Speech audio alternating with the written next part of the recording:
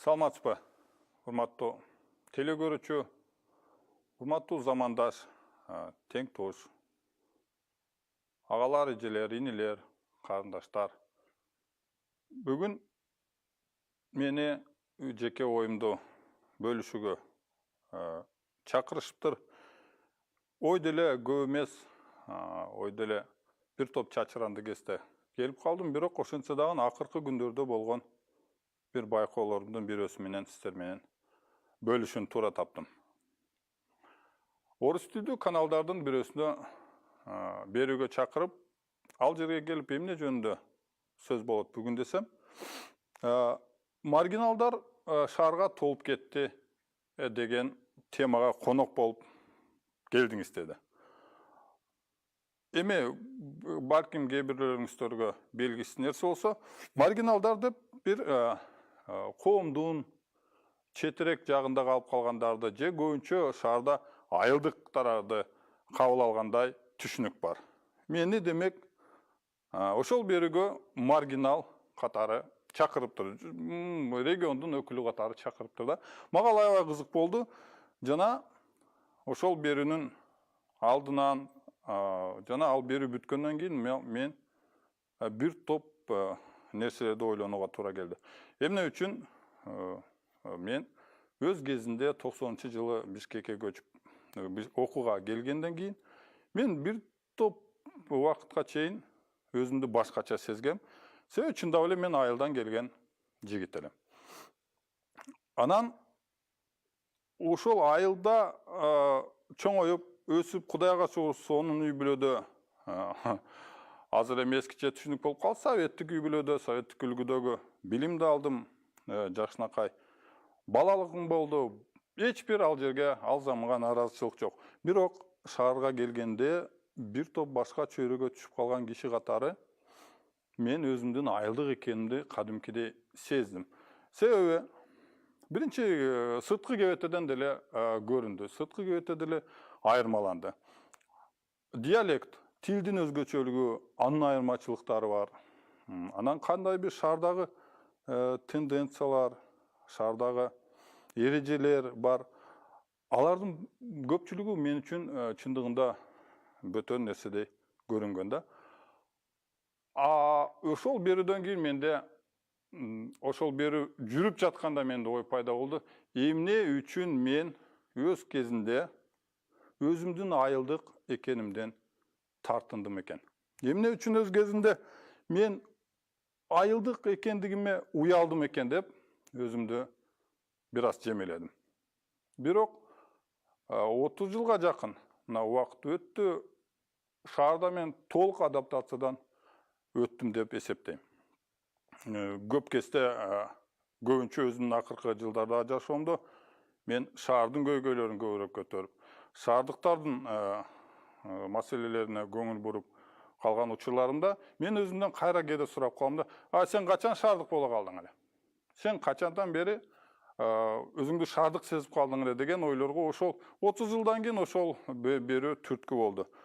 Ошондуктан мен өзүмдүн чындап региондогу замандаштарыма, өзүмдүн мекендештериме кайрылат элем да, эч качан сиз менен биз өзүбүздүн туулган жерден, өзүбүздүн туулган региондон, аймактан уялбайлы.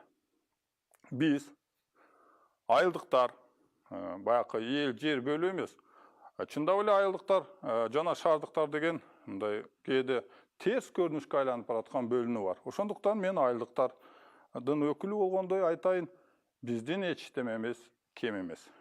Биздин атүгүл кээ бир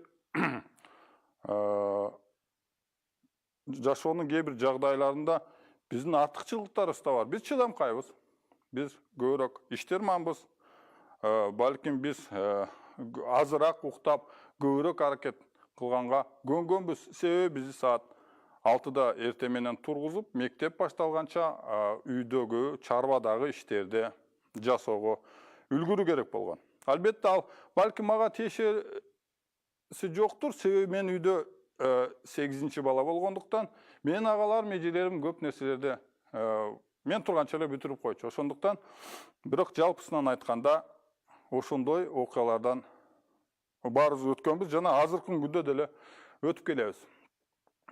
Ошондуктан өзүңүздүн жашооңузда бүгүнкү күндө азыркы сааттарда сиз шаардасызбы, айылдасызбы, же балким чет өлкөдөсүзбү, баары бир биздин киндик кан тамган жер тартып турат. Баары бир бизге киндик кан тамган жер дем берет. Ошондуктан ошондой өзүбүздүн мындай жакшы майында айтайын, айылдык комплекстерден арылсак бизге жаман болбойт. Себеби айлана чөйрөдөгү шарттарга көнүп, ошолордун ичинде жашоого, ошол чөйрөдө жашап, ошол чөйрөдө ийгиликтерге жетишип, ошол чөйрөнүн начар жактарын оңдоп, жакшы жактарын даңазалаганга үйрөнүү керек. Урматтуу замандаш, жашоо ар дайым эле бир жерде, бир үйдө, бир райондо, шаарда боло бербейт экен.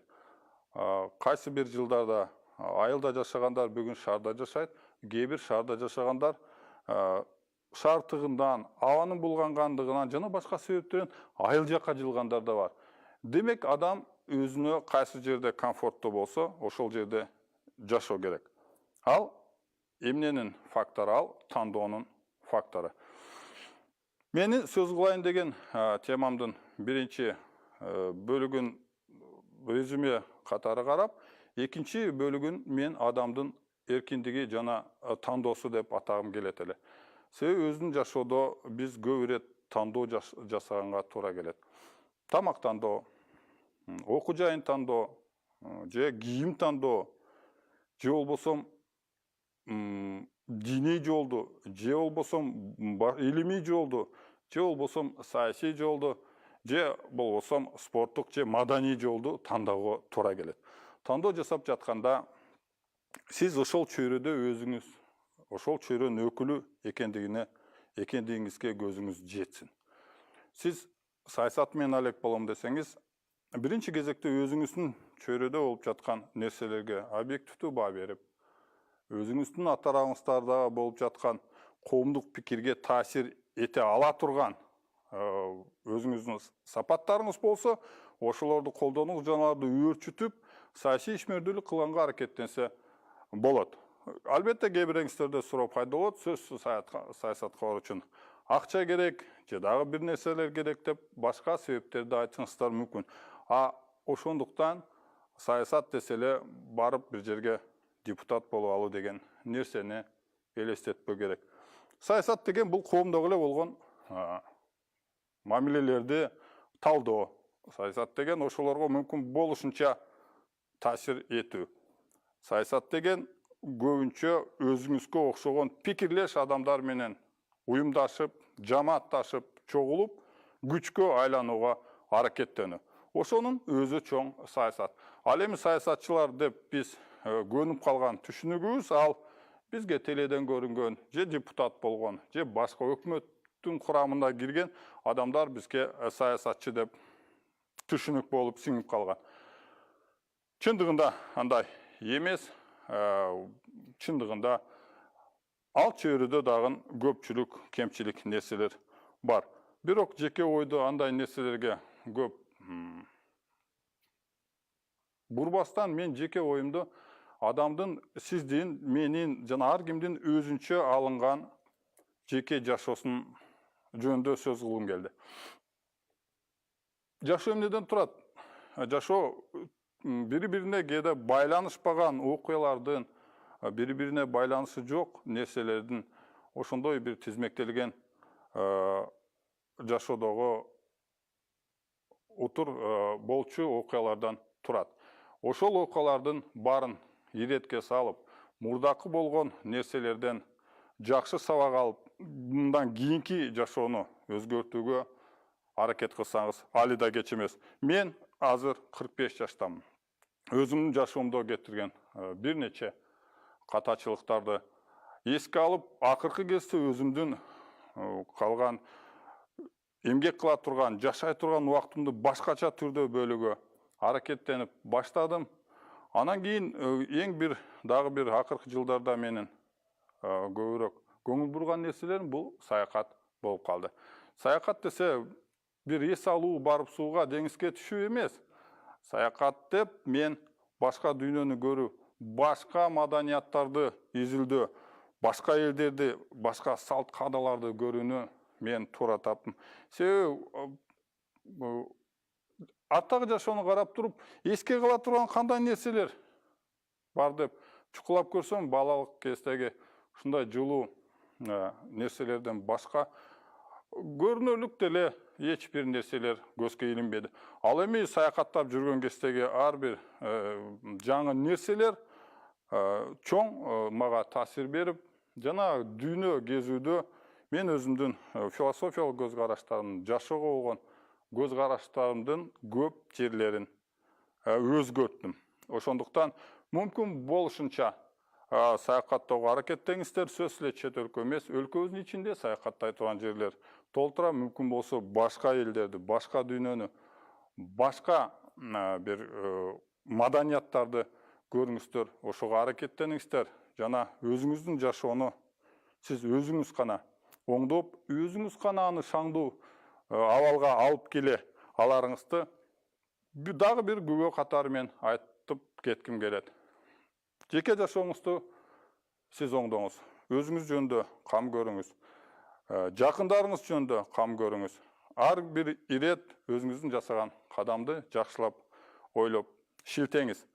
Жана дайыма ден соолукта болуңуз, дайыма ушул жалган кыска жашоодо замандаш болуп сиздер менен жашап өтөлү.